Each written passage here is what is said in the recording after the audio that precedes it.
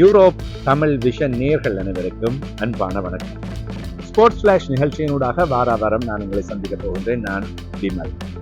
விளையாட்டு தொகுப்புகளை வாராவாரம் தருகின்ற ஒரு நிகழ்ச்சியாக யூரோப் தமிழ் விஷன் நிகழ்ச்சி தொலைக்காட்சி இந்த நிகழ்ச்சியினை உங்களுக்காக ஆரம்பிக்கின்றது. ஸ்போர்ட்ஸ் ஃபிளாஷ் மூலமாக நீங்கள் விளையாட்டுகளில் முக்கியமான தகவல்களை சர்வதேச ரீதியில் அறிந்து கொள்ள முடியும்.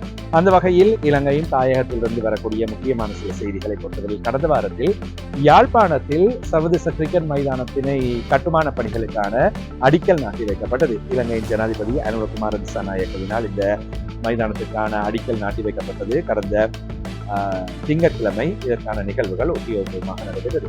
ஸ்ரீலங்கா கிரிக்கெட்டின் முழுமையான நிதியோடு இந்த மைதானமானது அமைக்கப்படவிருக்கின்றது. யாழ்ப்பாணம் மண்டைதீவு பகுதியில் தான் இந்த மைதானம் அமைக்கப்பட போகிறது. யாழ் நகர பகுதி அல்லது யாழ் பேருந்து நிலைய பகுதியில் இருந்து பார்க்கின்ற வேளையில் வரும் 3 கிலோமீட்டர் தூரத்திலேயே இந்த மைதானம் அமைக்கப்பட போகின்றது. யாழ்ப்பாணம் பற்றி தெரிந்தவர்களுக்கு தெரியும். பண்ணை கடற்கரையினூடாக தீவு பகுதிக்கான முதலாவது பாலத்தினை தாண்டியதுமே இடது பக்கத்தில் திரும்புகின்ற வீதியினூடாக செல்கின்ற வேளையில் கிட்டத்தட்ட ஒரு கிலோமீட்டர் தூரம் அளவில் இந்த மைதானம் அமைய போகின்றது.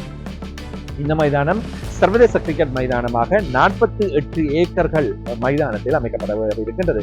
உண்மையில் இது தனியாக கிரிக்கெட் மைதானம் என்று இல்லாமல் விளையாட்டு நகரம் என்கின்ற எதிர்கால திட்டத்தோடு அமைக்கப்படவிருக்கின்றது. விளையாட்டு சம்பந்தப்பட்ட சகல ஏற்பாடுகளையும் செய்வதற்கான ஒரு ஏற்பாட்டோடு இது ஆரம்பமாகின்றது. இதில் முதற்கட்டமாக கிரிக்கெட் மைதானம் அங்கே அமைய போகின்றது. ஸ்ரீலங்கா கிரிக்கெட் இங்கே மைதானத்தினை அமைத்து 3 வருடங்களுக்குள் சர்வதேச கிரிக்கெட் போட்டிகளை நடத்தலாம் என்கின்ற ஒரு நம்பிக்கையினை வெளியிட்டிருக்கின்றார்கள். எனவே அதற்கான சாத்தியக்கூறுகள் இருக்கின்றனவா, எவ்வாறு நடைபெறப் போகின்றன என்பதை பார்க்கலாம். முக்கியமான பிரமுகர்கள் ஸ்ரீலங்கா கிரிக்கெட் சார்பாக வருகை தந்திருந்தார்கள். ஜனாதிபதி வருகை தந்திருந்தார்.